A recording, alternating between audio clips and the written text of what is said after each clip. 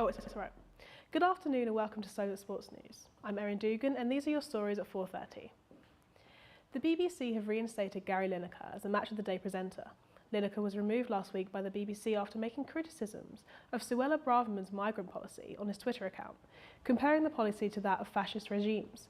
Our correspondent Ed Jones is live at the BBC Radio Solent with more. Thank you, Erin. It's been an incredible past week or so for the former England striker and Match of the Day presenter Gary Lineker. He's been the face of the iconic football programme since 1999 and is one of the most popular figures in sports broadcasting. Let's see how things unfolded for the popular figure in the last weekend or so. The BBC guidelines include a promise to reflect a breadth and diversity of opinion, so it came as a big surprise when Gary Lineker was taken off air for a tweet which criticised a new government policy implemented by the Home Secretary on Friday. We've made decisions, and I've made decisions, based on a real passion about what the BBC is, and it's difficult. It's this balance between free speech and impartiality. It's typical BBC. They say they're impartial, but it's far from truth. I mean, the donors are, Tories. It's a bit stupid, really. You know what I mean? At the end of the day, everyone's entitled to their own opinion, but yeah, it just got a bit over our hand, really, doesn't it? It's a bit silly, but yeah, I think it should be allowed back on there, really. You know, everybody's thinking, is Lineker right? Are the Conservatives Nazis? Yes or no? I mean, obviously they're not. Totally. The decision to remove the broadcaster from Saturday's highlights programme led to pundits, commentators and even Premier League players pulling out of Match of the Day. He needs the sport, do you know what I mean? A lot of people like him, a lot of people prefer him on the show. There'll be more people that will step up and they'll say things that they should be said ages ago. 11 out of 10 for the Tories for publicising an anti-Tory comment. Finally, the saga was resolved earlier on today when Gary Lineker was reinstated and will present Match of the Day once again this coming weekend. The former Everton man thanked his Twitter followers for their support over what was a very sorry situation for both the BBC and the UK government. Thousands of viewers will be glad to see this situation finally resolved, and it's ended in an unlikely victory for freedom of speech and an own goal from the government. Back to you in the studio. Following Southampton's 0-0 draw against Manchester United at Old Trafford yesterday, Saints right-back Kyle Walker-Peters has faced some racist abuse on social media. Here in the studio with us is our Saints correspondent Sid with more on the story. Yes, Erin. At 10 a.m. today, Saints FC released a statement demanding action from social media platforms after calling in police over racist abuse being aimed towards their defender Kyle Walker-Peters, stating that they are disgusted and disappointed about finding themselves in the exact same position as they were 2 years ago, as the behavior of the people online are still lowering themselves to abuse players for the colour of their skin. After yesterday's Premier League encounter against Man United, the right-back was targeted with a series of offensive replies and monkey emojis on his latest Instagram post. One particular racist term was used in reference to Walker-Peters' challenge on United forward Alejandro Garnacho, which saw the Argentine taken off due to injury. We also spoke to the Athletics Saints correspondent Jacob Tanswell, who was one of the first ones to break the story.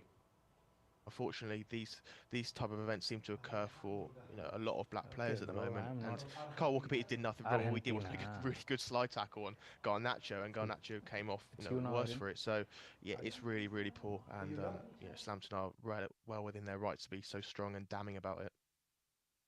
Thank you, Sid. Moving on to the match itself, Southampton managed to draw away at Old Trafford against Manchester United. Our football correspondent Oliver Denning has more.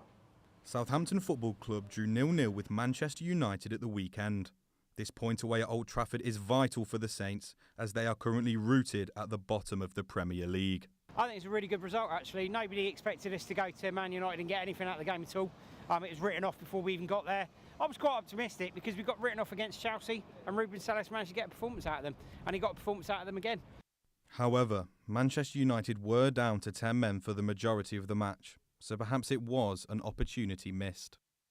Well, it was a good result, really. A 0-0 was a good result, but they need to score, don't they?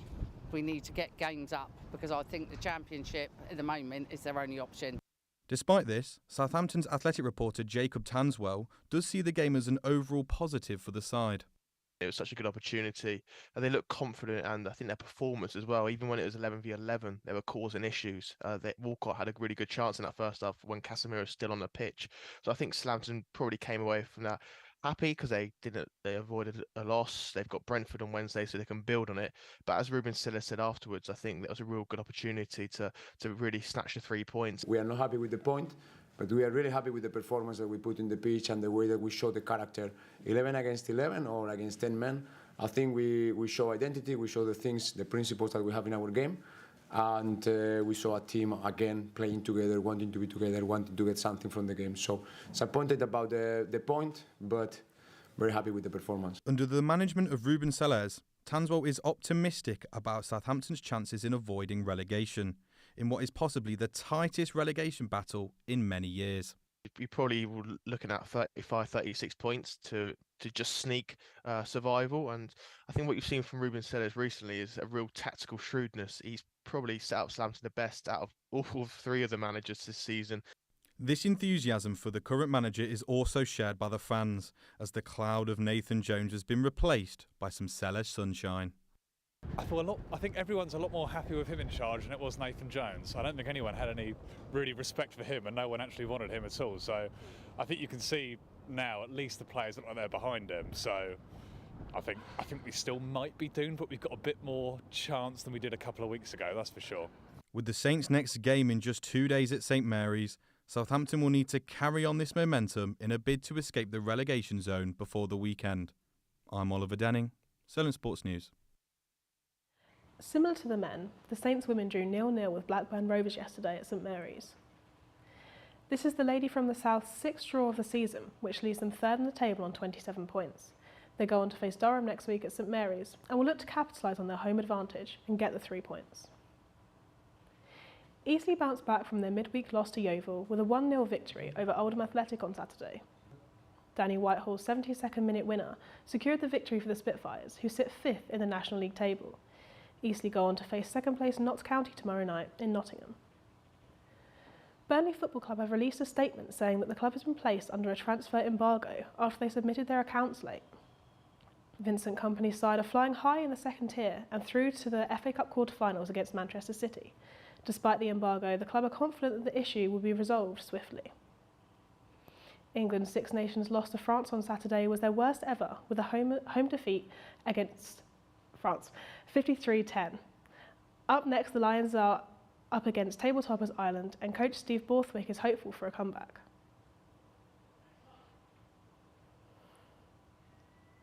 I don't know what that was about.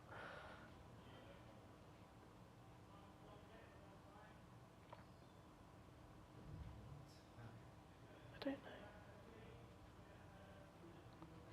In cricket, England will be hoping to get a win in their third and final T20 tomorrow in order to avoid a 3-0 whitewash against Bangladesh.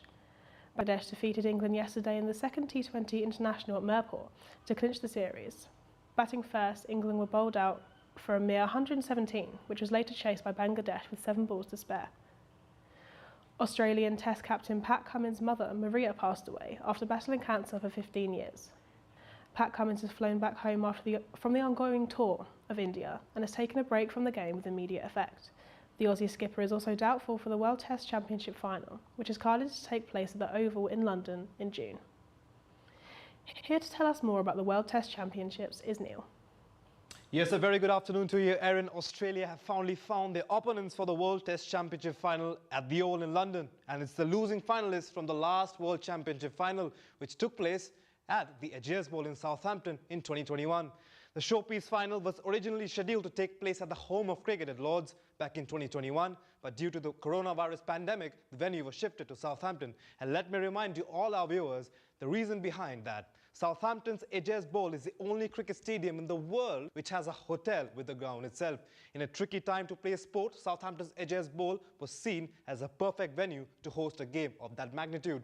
Southampton, though, was the original host for this year's event, but due to the Ageas Bowl being the unexpected host in 2021, the venue for the ultimate test for 2023 was awarded to Oval in London. Team India would want to overcome the heartbreak of Southampton, where they were beaten by New Zealand.